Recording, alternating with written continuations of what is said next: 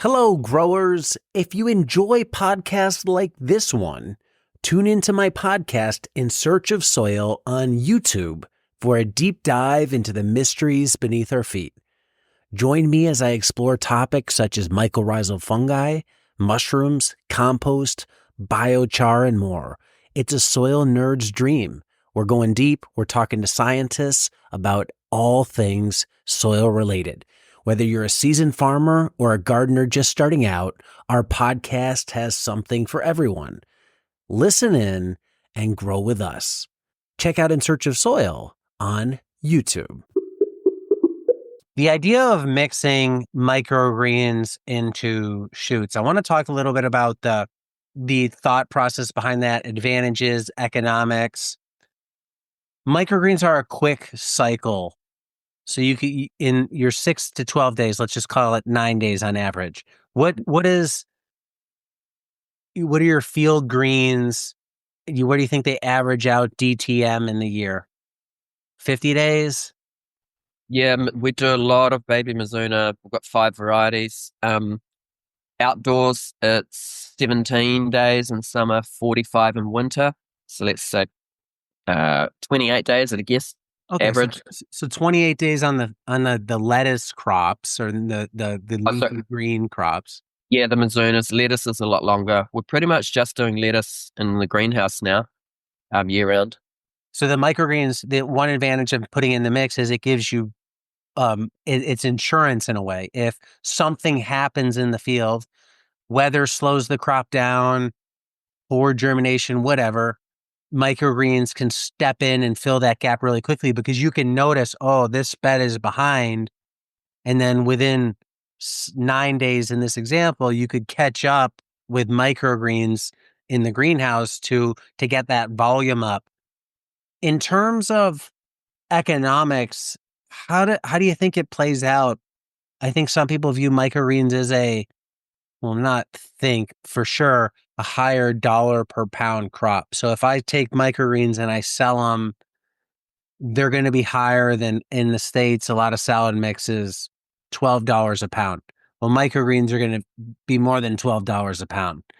So one could argue you're taking a high dollar value product, making this number up $25 a pound, and you're putting it in a $12 a pound mix, you're losing money.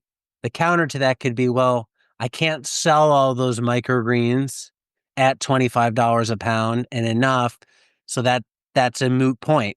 What are your thoughts on the economics of making this all work?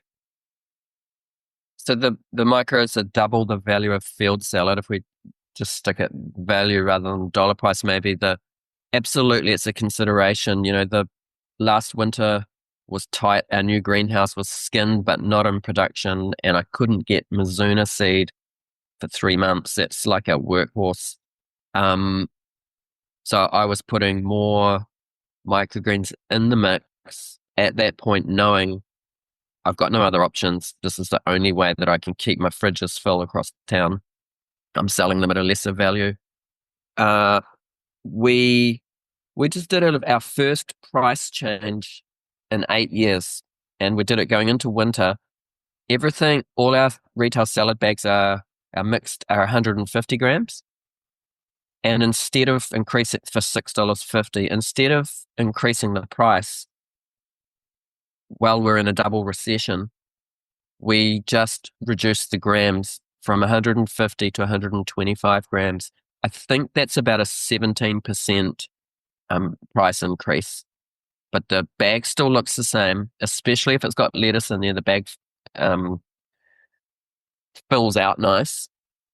And just that 17% change made a big difference on being able to put more micros into the mix when we need to, and to increase our margins on the micros. So I'll just run through an example, and we don't measure every harvest, but some harvests I'm looking at, okay, here's our microgreens harvest, here's our restaurant orders for garnish, and then let's say the remainder of the micros. So let's just rewind. Big orders come in from restaurant for micros. So you're like, right, we don't have a lot of microgreens left. You might have half of them left. We won't sell any retail microgreens that day. We'll put all of the microgreens into the mix. The field mix, the mix is definitely our number one seller in retail.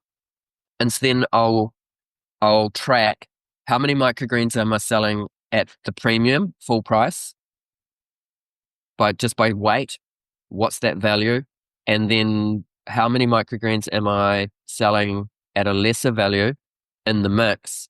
And then I'll do the calculation and I'll look back at what am I making per tray. And so that the dollars per tray is influenced by how many you can sell at a premium and how many you're selling in the mix.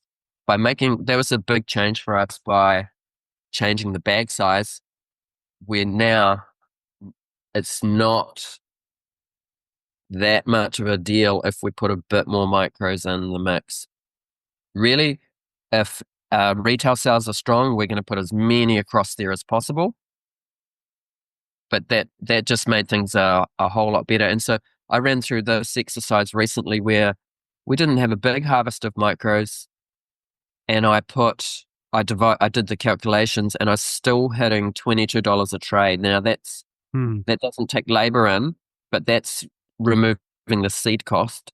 And that's the basic maths we've always done on the microgreens. We just want to be making $20 a tray. We know we can do $30 and sometimes $40 a tray, but we just need to measure on that bottom baseline. If it's less than $22, we really got to consider, is this even worth it?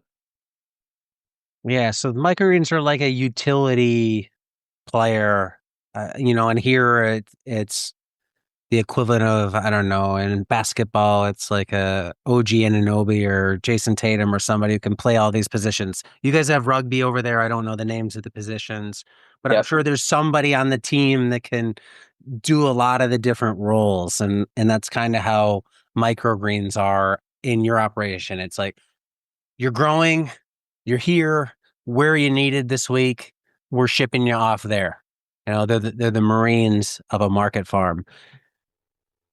What's the most you think percentage wise you'd ever have in a salad mix of microgreens? Is it 50%? More than 50%? The tougher things are going, the more the micros would be in there. So the new greenhouse for us has been a game changer. We've been doing beautiful Salanova lettuce on weed mat 2 cuts. Just hitting deep winter, the second regrowth it's just about not even there. So we're smashing heaps of Mizuna. So just to kind of sidestep there, the greenhouse has been the biggest single change for us in our climate to lift our consistency. So we don't think we're ever going to be in the scenario I was the winter before, where I was just like 100% reliant on the microgreens production. So worst case, I'm 50%, but ideally like 15%. It's just to make it pop. A little bit of bling, and a red stem, a white stem, a little bit of just making the mix look magic. Hello, growers. Say goodbye to heavy sandbags and hello to Modern Growers Quick Hoops Low Tunnels. Protect your plants from pests, wind, rain, and frost without the hassle of sandbags or flimsy hoops. Our patented design eliminates the need for clamps and ropes, while the unique wire system keeps covers secure yet easily accessible. Tested in the strong winds of New Zealand for over 20 years, Quick Hoops are light, strong, portable, and versatile. Most importantly, they're designed for field use. These aren't some lightweight system that only looks great in a greenhouse. Our hoops are designed to last in harsh field conditions.